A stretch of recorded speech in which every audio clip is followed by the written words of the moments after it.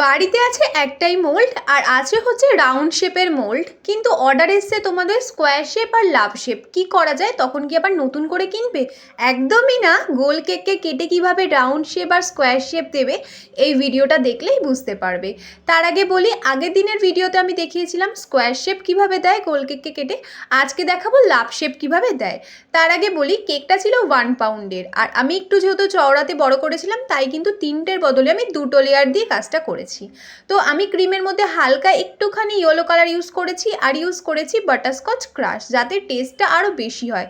আমি কিন্তু এরপরে দিয়ে দিয়েছিলাম স্পঞ্জের মধ্যে সুগার সিরাপ, তার উপর থেকে কিন্তু ক্রিমের ওপরে দিয়ে দিয়েছিলাম বাটারস্কচ ক্রাশ, বাটারস্কচ নাটস। এতে কিন্তু একদম আইসক্রিমের যে ফ্লেভারটা, আইসক্রিমের টেস্টটা পুরোটা বাটারস্কচের মধ্যে চলে আসে। কারা কারা খেয়েছো বাটারস্কচ কেক অবশ্যই কমেন্টে জানাও। এইটা ছিল কেকটার ফার্স্ট পার্ট। সেকেন্ড পার্টটা দেখার জন্য চ্যানেলটাকে সাবস্ক্রাইব করতে হবে। চলো টাটা।